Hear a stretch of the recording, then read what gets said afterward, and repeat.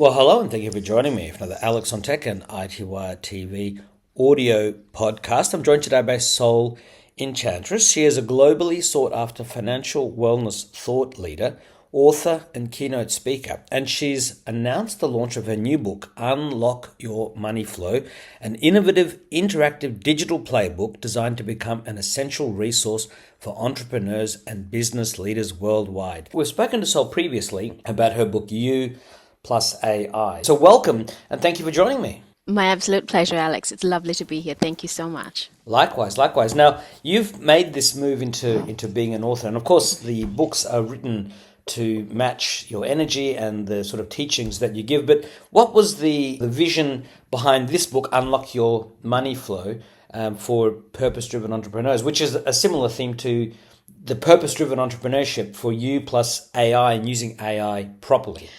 Yes. So, as a global financial wellness thought leader and an author and a keynote speaker, the genre, the area, and the arena that I play in is in money, business, success, and wellness. And I work with global business leaders, entrepreneurs, CEOs, founders, and so the work that is the work that I do. So the money piece was always going, I mean, it's always the work that I do. And so the money book had to come out at some point. It just came in a different order to what I would have expected it to. I mean, my first book was about the energetics of money, business, success, wellness, and the cosmos, which was When Worlds Aligned 2 years ago. And then this year, I published You plus AI, which really came from left of field, and that was for purpose-driven entrepreneurs. And so this is following up on that and bringing the money piece into the forefront so that obviously profitability and making money goes hand in hand with entrepreneurship, and money is the lifeblood of any business. So that's where the inspiration for the book came. Yes, well, that's absolutely the case. Cash flow is king, and without cash flow, you're soon going to be out of business. But looking at some of the topics, you've got starting off by unlocking your quiet power, overcoming the fear of self-promotion, things like owning your worth, stop struggling with price and Yes. confidence, something that I've actually had issues with in the past because, you sort of think what you do is not that complicated or difficult, and you sort of think, well, it's not really worth what you're charging, but for somebody else, it's a big solution to the problems they're Yes. having, and they would pay triple if you'd only ask. Well, I think one of the biggest things, and so that's what this book does. I mean, I don't list what's in the chapters because I want people to find that out once they start reading the book. And so the areas, yes, on purpose, I actually, in You Plus AI and this one, and in my upcoming books, I don't want to publish the chapters because I want people to discover themselves as they go. But the areas is, yes, it's, the fear of self-promotion, pricing, and, most people undercharge, and also the areas of sales and networking. So we'll go into those areas, but the area that you're mentioning, self-promotion and pricing, that's a huge deal for most entrepreneurs. And you're right, because what most entrepreneurs don't understand is that because it's easy for you, you think it's easy for everybody else. But that something being easy for you means that is your arena that you should play in. That is your zone of genius. That is what your unique essence is here to do in the business world. So that's where you should be focusing. But that doesn't mean that area of whatever expertise you've got is easy for everybody else. So therefore, people will pay a premium for that expertise. So for example, let's say you're in the tech world. So for I can tell you right now, even like some of my global business leader clients who are really high profile and run multi-billion dollar corporations, tech is not really easy for them unless they're really tech savvy. So things that you could do probably in 2 minutes, it would take them hours, and they'd still be scratching their head. Does that make sense?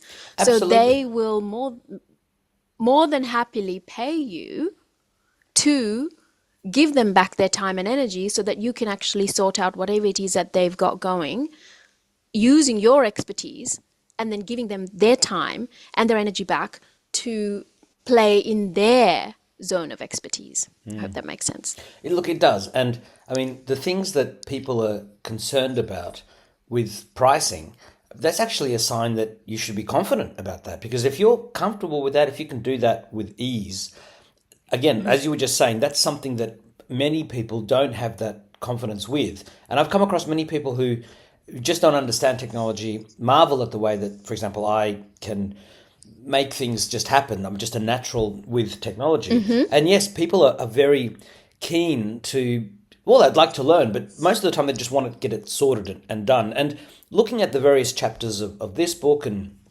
your other books, most of the things that we've learned on this planet are wrong. You know, what we know about health is mostly wrong, because most of the things are people not seeking cures for the source of the problem, but they're seeking merely to manage their symptoms with some sort of allopathic. They're looking for band-aids. They're looking for band-aids. They're not looking to actually heal the broken bone, as it were. Yes. And it's the same thing with many of the things in this book: how to network naturally, how to go from feast or famine to financial flow, stop playing small, work less and earn more. Many of the things in life, it's actually about taking what we know and turning it on its head and sort of going from a viewpoint of limitation and lack to a viewpoint of true abundance, because the universe is abundant and most people are not playing in that space. You are an abundant person. You connect with abundance, you teach abundance. And for many people, this is a revelation because they're just not used to thinking in that way. It's a little bit like with mobile phone plans. For many years, people were paying by the minute or by the second, and now it's unlimited. Yeah. But also, I think the word abundance, I speak about this a lot. People tend to think that the word abundance means money, but actually it doesn't. It just means a lot of. So also having clarity, one of the main reasons that most people struggle with having sales conversations or setting their prices or promoting themselves, whatever it is, it's firstly, there's a lack of belief in what they're offering, and also they don't have clarity around that. Like, what are they worth in pricing it? The price of your product or service doesn't mean that that's what you're worth, because your worth is infinite, right? You're priceless. But your product or service has to have a price on it so that someone can exchange that amount of money for the work that you're doing. So abundance simply means a lot of. And again, even just with that, you need to get clear.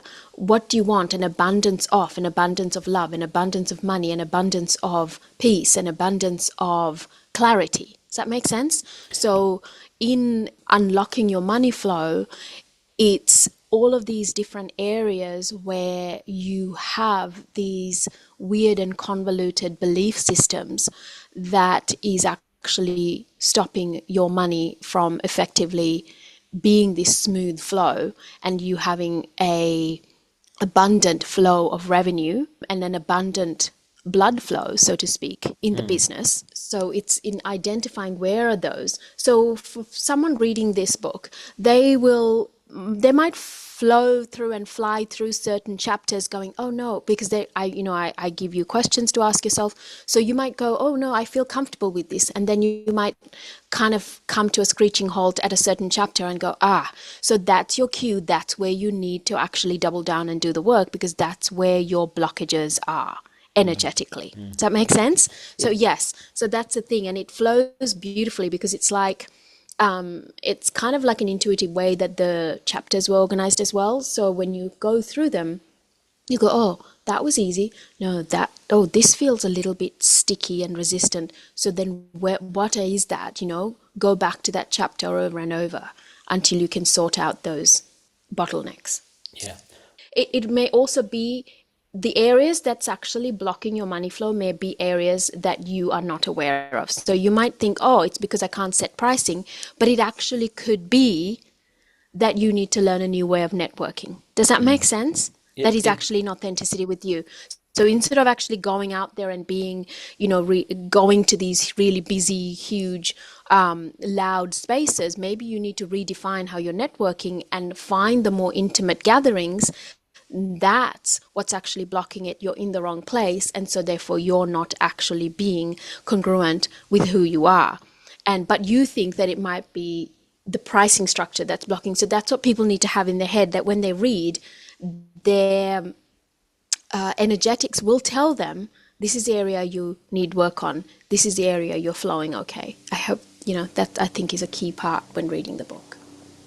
Look, all of that makes sense. And I mean, people who have seen the movie The Matrix know that those who have been into The Matrix have this portal in the back of their brains into which they can plug into the Matrix and then load anything, like I know Kung Fu, or I know how to fly a helicopter, or whatever it is that has been programmed. And whilst it would be lovely to have such an ability to instantly program your brain to instantly know something, the way that we do it at the moment on planet Earth is to either take lessons from people or to read books. And repetition and rereading something over and over, or listening to that lesson, getting the system to read you pages or chapters from a book, or for you to read it yourself, is the way that you really program it into your brain. And most of us do seek, when we read a book, to reprogram ourselves with new ways of thinking. Most people don't think of it like that, but that's what you're doing when you read some sort of a self-help book or a guide of some sort. And so if you realize that what you're really trying to do is program the brain that is, your computer, your brain, with these new skills and abilities, and program yourself for a mindset of abundance in all things, like you say, a lot of, not just money. I mean, one of the things that happened with my parents, for example, was they were more or less hoarders. Dad would go and buy all these things. And I mean, a hoarder's house, for example, especially the ones that are a total mess, but even if they're not, is they have an abundance of everything, but they don't have an abundance of being able to manage their lives carefully. People learn abundance, but they don't learn how to manage their lives. Yeah. And one of the things I see with your books is that you're trying to give people very specific knowledge in areas of their life to do with business, to do with AI, to do with making sure you understand what it is you were trying to achieve. Because if you don't have that plan in place, if you don't have that destination, the end in mind, where you'll end up is anybody's guess, and it won't be where you want to be. So it's important that you're doing these books, because you are helping people to figure out what it is they want and how to get there. Yeah, and also just a point on hoarding, 2 points. One is, with my work, I say this in all my books, I say it in every message I put out, and my speaking engagements and everything, is that my messages and my wisdom is multidimensional. So you will only receive the information that you're ready to receive.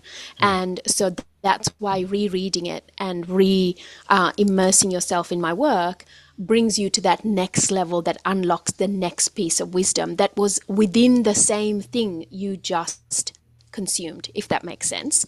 And also I want to say, and that's why I always say, you need to go back and revisit and reread and reconsume whatever it is that you've done, because it's just how my wisdom drops in. It's in layers. But also when it comes to hoarding, so since, whatever topics are coming up, I'm just going to touch on and tell you the energetics of it. Please. Hoarding actually comes from the energy of lack and things not being enough. And it was a great case in point that I can actually point out during the pandemics. Most people went and they, toilet paper was one of the things, or canned goods or whatever. So people went and emptied all the supermarket shelves, and they tried to hoard maybe 6 months worth of stuff, or 2 months, or 2 weeks, or whatever it was. Or 2 years. And the most interesting thing, yeah, whatever. So, but then it didn't leave enough for anybody else. But what I would do is I would actually go and I would say, no, I only need this much toilet paper because, I'll be back next week. So that's all I'm getting. Or I buy this huge pack that will be enough for 2 weeks or 3 weeks or whatever it is. So I didn't change my shopping habits at all, because I was confident in the fact that there would always be enough, no matter what everybody else was actually screaming about. And that's what I'm trying to say. The energetics of hoarding, whether it is keeping too much or buying unnecessary things, it actually comes from a fear of not having enough. So it actually comes from the energetics of lack. And therefore, you will never have enough. And therefore, you're always going to be struggling to have that fullness and that flow of money. Yes, well, like I was saying before, I mean, people need to sort of fundamentally rethink or change the way they see the world. And I mean, one example of repetition being something that uncovers different layers. If you've ever watched a movie and then you've watched it a second or a Yes. third time and you've seen different things that you missed the first time because you didn't Mm-hmm. understand the context, well, that explains why, going over content again and again can help you Mm-hmm. uncover new meaning to what you thought you Yeah. already knew. I mean, I was even watching Mm-hmm. the beginning of The Matrix earlier today because I'm meant to watch it with a friend later tonight. And I was just watching the first 5 minutes of it. And even something right at the beginning when the agents were talking, I realized I had never understood that particular scene the way that I did because I've seen the movie so many times. And it's Mm-hmm. just everyone has, some movies are designed to be seen twice or three times because the true Mm-hmm. meaning only appears on a second or third or multiple viewings. Mm-hmm. So that's why it's Mm-hmm. important. I mean, that's why you make these books available. That's why you make your teachings available, Mm-hmm. and that's why you encourage people to re-experience them on a regular basis. Yeah, but also with the movies, I can actually suggest a few. I find The Matrix and its concepts of the unseen realms very almost a little bit restrictive and limited. So I would say open yourself more to Avatar is a much more refined concept. So the Avatar movies, and also, well, I mean, some of the Marvel Universe movies actually have more truth in them than I would say The Matrix. The Matrix seems very constricted, like it's very old-fashioned. It's wisdom that was kind of like the first wave. There's not enough depth in it now. So so if you like and if you want to go down those rabbit holes, I would say do that. And also Doctor Strange, the movie 1 and 2, which is he's a character in the Marvel universe. When I first saw that, when I first saw Avatar, I just said, "Oh my gosh, someone actually understands my world." And then when I saw Doctor Strange, the first one, I literally put out a message to say, well, this is what it's like what art imitates life, but I was saying this is life. This is actually art imitating life. And in my book, the first book, When Worlds Align, I actually speak about movies, books, and TV shows that imitate my life.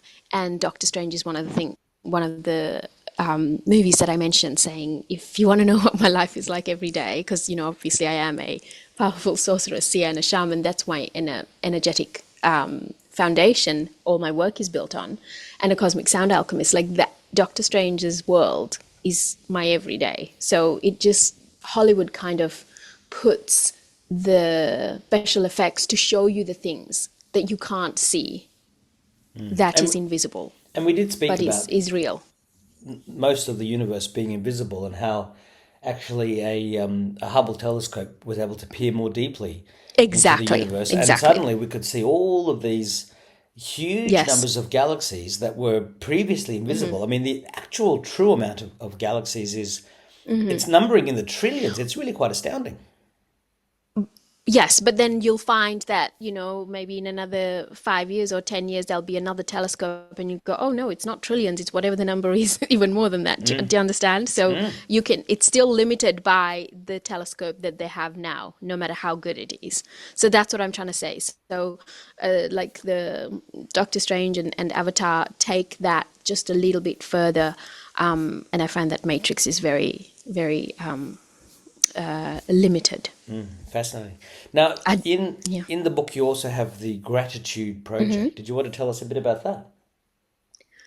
Oh, that's in all of my books. That's just literally, my process of giving back. And it's something that I've always done, even in all of my other businesses, in my other lifetimes where I was a international fashion designer and a magazine publisher. I always found a way to give back, and I would work with a lot of different charities and things like that. So the Soul Enchantress Gratitude Project just means that I always have something that creates social impact, that a percentage of my profits go all the time. So from, everything that's generated. And just And in case people are wondering, when you say other lifetimes, you actually still mean within this you know, plane, this this lifetime. lifetime. Yeah, it wasn't previous lifetimes. No, no, But that was. yeah, because we have spoken about the But I fact that call it you another lifetime. well, because it was earlier in your I, in your life that you were it's an a different. international fashion designer and magazine Yes, publisher. I Yeah. was. It was a different iteration of me. I'm the whole. This is the real me. So Yeah. And I guess yes. one of the other big things is, and this is something that's really important for everybody, stop playing small, stop thinking small. What we think we can do is actually far greater than what we have already achieved. I mean, unless you're a multi-billionaire already achieving beyond your wildest dreams, most of us are capable of so much more than we give ourselves credit for.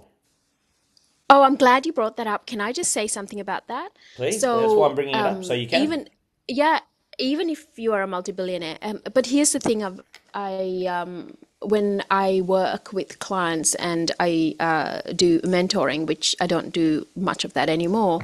However, one of the things that would always come up is these business leaders. They would come to me and they'd say, like this was their vision, or this is their vision going forward. Or we create the vision, or whatever it is. And I always found that no matter how big the vision was, no matter how many, you want to put a dollar figure on it, whether it's millions or billions or whatever it was they were aiming for, the vision that I saw for them was way bigger. It was always bigger. And I would blow their minds by saying, yes, I know you want to do this, this, and this. And by the way, I mean, we're speaking about some huge goals. And I would say, yes, but this is what's also possible. And they're like, what? Like, seriously? So that's the thing. So no matter how big you are, you can be even bigger because your potential is infinite. However, I find that what most people do, and this is again, it's something that, blocks their money flow, is that they they are afraid of success. And that's another thing that I speak about, is that most people are more afraid of success than they are of failure. So success scares them, or they try to think of the how they can get to whatever that huge vision is, as opposed to understanding that the huge vision is there to propel you, but you just need to focus on the one thing that you need to do right now. That's And all you have to do. yeah, and the fear of failure is completely irrational because you must fail to get the experience needed to Yes. succeed. You cannot Yes. avoid failure. If you avoid failure, all you're doing Yes. is you're inviting it. Well, if you actually speak to anyone who's successful at anything, I mean, even Michael Jordan says this. He says, what is it? Something like for every 9 times he's failed, he's succeeded. So it's like he's failed way more times than he's succeeded. And, that's the same with me. That's the same with everybody. Anyone who's truly successful, and if you speak to some of the most, unbelievably successful people on the planet, they will say, yes, no, our failures outnumber our successes, hands Uh, down. I And think but the also, difference is they yeah, don't stop there. no, That's I think failure is defined as quitting. Well, if you don't quit, you don't fail. You just that's keep it. Yeah. going, Well, I think Michael Jordan Yeah. said words along the line of, "You fail 100% of the shots you don't take," and of course, in life, re No, but he speaks about how he's failed more times than Yeah, he's ever yeah. succeeded. Well, but He that's says I that. mean, but also by the same token, 100% of the Absolutely, shots absolutely. that you Of don't take course, are yeah. going to be Yes. failures. So that's avoiding failure. But Yes. also in life, changing your perspective on any problem is how you turn that problem into an opportunity to be overcome. Yes. And a lot of people get hung up on a problem being a problem and then never sort of go through it, or they go through it in a half-hearted kind of way, when really, if a problem presents itself to you, that's actually a blessing because you've been given something to solve, a challenge to solve. And if you solve it, well, you'll be rewarded by whatever it is that you've been able to achieve. Yeah. Absolutely. So when is your next book coming out, Sol? Ah, wow. Are you already working on it? Yeah. And it's already, so I've, it's already, because I'm a publisher, so it's already been registered, and it's got a launch date and everything. And I have to say, like, I'm super excited because the three books that I will release this year, obviously when Worlds Aligned was 2 years ago, but the three books that I will release this year will become a trilogy in their own right, and Right. it is a business trilogy. So Okay. the one that's to come after this, it really gives entrepreneurs that next step they can do. So that's all I'm going to say for now. But yes, it is coming out before the end of this year. So Coming absolutely get soon. this one, read it, and get ready. Yes, it's so cool. Yeah. Very cool. Very cool. And Well, it'll yeah. allow you to kind of, stretch that expertise to the next level. And it's also a great example that if you've got knowledge to share, you can also share it in the form of a book. It's actually easier than ever to publish a book, to use AI tools to help you proofread it and edit it, and help you to see things that you may have forgotten to include in the book. And then you can actually get an ISBN number and publish it to Amazon and other marketplaces. So, I mean, that is Yeah, also one but of the that's the big other thing things. is, but yes, that's the other thing as well, though. I mean, I was actually wondering about that because I don't sell on Amazon. I don't sell on any third party platform. Mm. So one of the things I was thinking about recently is like, what is this thing? Why am I so called to like keep the authenticity of the book without it just being, plastered everywhere and it's lost? Mm. And one of the reason that a lot of the readers and like the global business leaders, they like my books is also because it's not just another book on Mm. an Amazon shelf. And so selling exclusively through my website, and I realized that that is actually now becoming a thing. Like, how do you do that? Because Mm. do you really have to give away 70% of your royalties? And here's the other thing, what most people don't understand, like most artists, whether it's, a writer who's an author or a singer, the majority of the royalties goes to the publishing companies or the production people, or like the music companies. It's not the person who is singing the song or is writing the book. And so I've never been drawn to that model. And even when I was a fashion designer, like, I was never drawn to the wholesale model. I was always drawn to the retail, direct to consumer.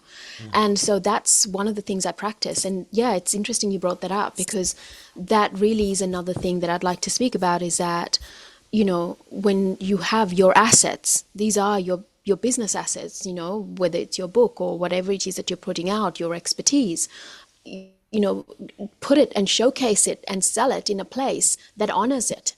It's not just another product or service out there in the marketplace.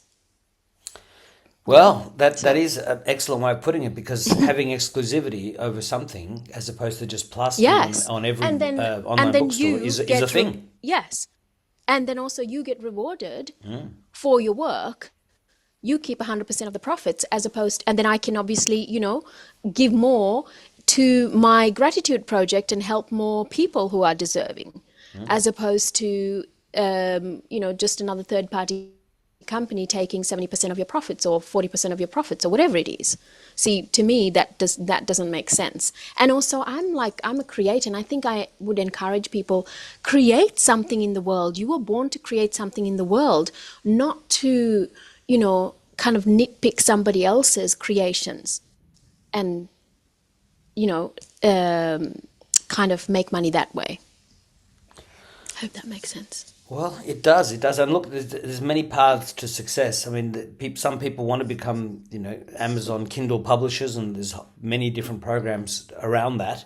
And I've read of people who've been very successful and other people who've been Oh, they are. They're super unsuccessful at it. successful. I mean, it Yeah. doesn't matter what system you use. I mean, some people buy one lottery ticket and they've won $1 billion in the US Lotto.